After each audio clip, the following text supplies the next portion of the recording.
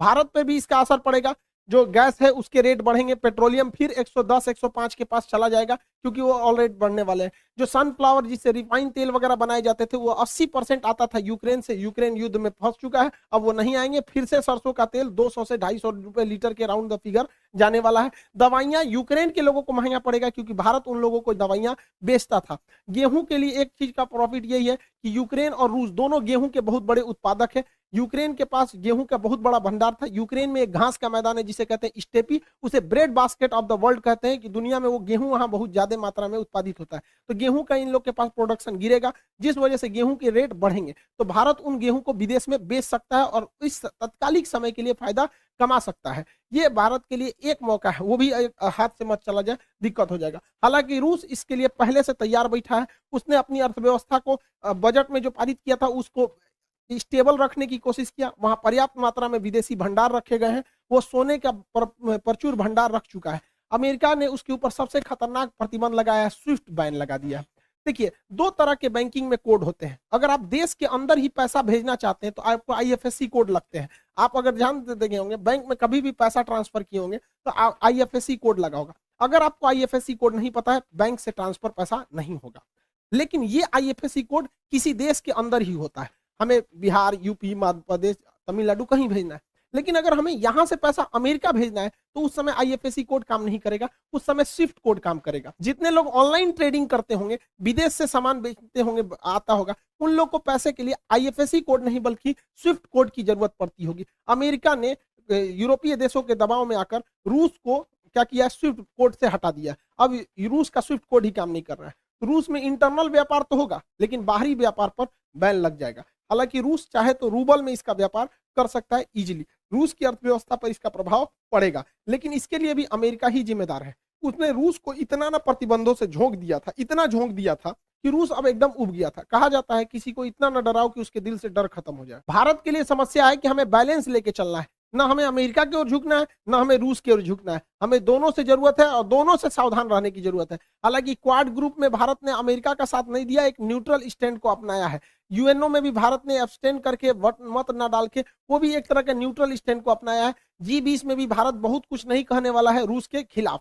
हमें बैलेंस लेके चलना है, अमेरिका के कहने पे हम लोग को नहीं आना है, क्योंकि अगर हम अमेरिका के कहने पे चले आएंगे तो रूस हम चाइना के फेवर में चला जाएगा, क्योंकि वो भी देखेगा कि भैया आप अमेरिका के गुण गा रहे हो तो वो किसके पे गुण गाने लगेगा, चाइना का। और ये चाइना यही चाह ही रहा है, क्योंकि उधर यूक्रेन को कब्जा कर लेगा। यूक्रेन ले गया रूस, अब ताइवान लेके चला जाएगा चाइना, इसके बाद स्प्रेटले द्वीप लेगा, इसके बाद पैरासेल आइलैंड लेगा। ये चाइना के लिए प्लस पॉइंट होगा। अतः चाइना को रोकने के लिए हमें रूस के साथ रखना जरूरी है, साथ साथ अमेरिका का भी साथ देके चलना जरूरी है। तो हमें काफी मतलब बीच बचाव लेकर चलना चाहिए। सबका कारण है नाटो और अमेरिका के चक्कर में पूरी दुनिया आज सफर कर रही है। हमारे देश का सेंसेक्स नीचे गिर गया, 10 लाख करोड़ रुपए जो हमारे सेंसेक्स है, 5% सेंसेक्स नीचे चला गया हमारा शेयर मार्केट, यानी लगभग 2000 अंकों की गिरावट देखी गई है, जिसे वैल्यू में कहेंगे तो 10 लाख करोड़ का। ये नाटो इन लोग के चक्कर में, ये आपस में जब तक दुनिया में ये दोनों देश हैं अमेरिका और रूस,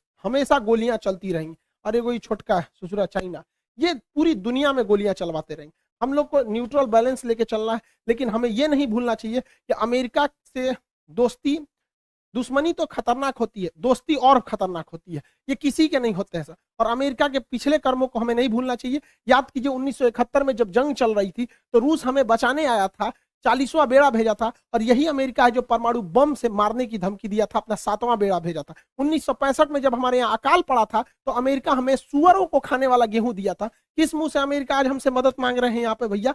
जब 370 लगा था तो इसमें 7 रूस ने हमारा दिया था। यूएनओ में कश्मीर में जब मुद्दा आया था तो यूएनओ कहता था कि वहां के लोगों से पूछिए क्या होगा, तो रूस वहीं पे रोक लगाता था। हम कैसे भूल सकते हैं रूस को? रूस ही हमें सबसे ज्यादा हथियार दिया। आज भी भारत में 80% हथियार रूस से ही आ जाते हैं, हम इसको नहीं भुला सकते हैं। 1998 में जब भारत ने अपना परमाणु बम परीक्षण किया था, पूरी दुनिया खिलाफ हो गई थी, रूस साथ खड़ा था। आपको याद है कि नहीं, इन दोनों की जोड़ियां, इन लोगों ने परमाणु परीक्षण किया था, उसके बाद कोई हमें आंख उठाकर नहीं देख सकता था। तो उस समय भी रूस की बात हम लोग को याद रहना चाहिए। 1999 में जब कारगिल की लड़ाई हुई थी तो अमेरिका ने अटल बिहारी वाजपेयी से कहा था कि हम परमाणु बम मार देंगे भारत के ऊपर। तो अटल बिहारी वाजपेयी ने कहा था कि हम आधा हिंदुस्तान खोने के लिए तैयार हैं, लेकिन हम वचन देते हैं कि सुबह का सूरज पाकिस्तान नहीं देख पाएगा। तो पाकिस्तान, अमेरिका अपना परमाणु बम लेके भागा था। याद कीजिए, अभिनंदन की जी का फाइटर पायलट जो थे, इनके ऊपर जहाज से जो स्ट्राइक किया गया था, वो जहाज भी पाकिस्तान को अमेरिका ने दिया था, F-16 जहाज। आज भी हमारी जरूरत रूस ही पूरा करता है। S-400 के दम पर हम चाइना को चैलेंज करते हैं, किसने दिया? रूस ने दिया। विक्रमादित्य किसने दिया? रूस ने दिया। 1991 में हम लोग जब अंतरिक्ष में क्रायोनिक इंजन की जरूरत थी, रूस अपने 8 क्रायोनिक इंजन दे रहा था, अमेरिका ने उस पर प्रतिबंध लगा दिया, जिस वजह से हमारा परमाणु अंतरिक्ष कार्यक्रम लगभग 20 साल पीछे चला गया। यहाँ पर आज भी चंद्रयान में अमेरिका के जगह पे रूस हमारी मदद कर रहा है। तो रूस हमेशा से हम लोग के साथ रहा है। आज देखिए, परमाणु पनडुब्बी चाहे चक्र हो, नेपरा हो, अरिहंत हो, इसमें रूस हमारी मदद कर रहा है। AK-203 राइफल की फैक्ट्री हो, रूस मदद कर रहा है। चाहे सुखोई जहाज जो हमारी वायुसेना का रीढ़ है, रूस ने हमें दिया है। ब्रह्मोस जहाज, दुनिया का सबसे खतरनाक सुपरसोनिक क्रूज जहाज मिसाइल है जिससे चाइना डरता है, किसने दिया है? रूस ने दिया है। तो हमें बैलेंस लेके चलना है। कहीं ना कहीं सेना में रूस मदद करेगा, लेकिन अमेरिका से हम लोग को भी संबंध बना के रखना है। चाइना को जब कंट्रोल करने की बारी आएगी तो रूस नहीं सुनेगा, तब हमें अमेरिका को लाना पड़ेगा। इस दुविधा में हम लोग हैं कि अमेरिका का साथ दें कि रूस का साथ दें। इसके लिए सबसे अच्छा रास्ता क्या होता है समझिए। मान के चलिए हमारे दो बहुत करीबी आदमी हैं, उन दोनों का बियाह पड़ गया, वो कह रहा है कि हमरे बियाह में आना, वो कह रहा है हमरे बियाह में जाएगा। तो भैया हम एक में जाएंगे तो दूसरा से संबंध खराब हो जाएगा। एक काम करते हैं, कोई दिन हम अपने बियाह कर लेते हैं, बातें खत्म हो जाएगा। भैया हम अपने बियाह में बिजी थे। इसी वजह से सबसे अच्छा तरीका है, ना हम रूस के फेवर में जाएंगे और ना ही हम अमेरिका के फेवर में जाएंगे। सबसे अच्छा तरीका है, मोदी जी को अपनी सेना को बोलिए कि गलवान घाटी में 2 किलोमीटर आगे घुस जाए। गलवान घाटी में जैसे 2 किलोमीटर आगे घुसेगी, लड़ाई तो करना नहीं है, उलझा के रखना है। 2 किलोमीटर जहां आगे घुसेगी उधर से चाइना वाले घुस जाएंगे, फिर वैसे ही स्टैंड ऑफ हो जाएगा।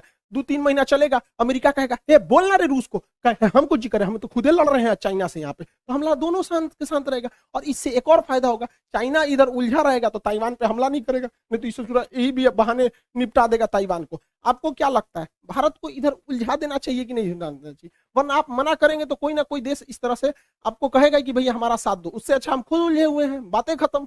रूस की जगह पे कोई भी देश रहता तो अपनी सिक्योरिटी को लेकर चिंतित होता ही। आप खुद सोचिए, अमेरिका यहाँ पे है, क्या मैक्सिको देश में अगर रूस अपनी सेना लगाएगा तो क्या अमेरिका चुप रहेगा? नहीं चुप रहेगा ना। कोई भी देश देखेगा कि आप यहाँ सेना लगा क्यों रहे। तो आप ही बताइए, अमेरिका अपनी नाटो सेना अगर यूक्रेन में लाएगा तो रूस के बॉर्डर से सटा देगा, तो रूस कैसे चुप रह सकता है? अपने देश पर बीतता है तो सबको खराब लगता है। आप ही बताइए, भारत है यहाँ पे, भारत के नीचे यहाँ श्रीलंका है। अगर पाकिस्तान अपनी फौज श्रीलंका में लगा देगा और श्रीलंका उसको परमिशन देगा तो भारत धोएगा कि नहीं धोएगा उसको? हम लोग को कैसे खराब लगता है? जैसे चाइना अपना स्ट्रिंग ऑफ पल्स लाता है यहाँ पे। तो हर देश को अपना सुरक्षा चिंता को ध्यान में रखना पड़ता है। और इसमें सिंपल सा बात है, यूक्रेन को कोई उससे उसका देश नहीं मांग रहा है। रूस का केवल यही करना है कि यूक्रेन डिसाइड एक लिखित दे दे कि वो कभी भी नाटो सेना में शामिल नहीं होगा।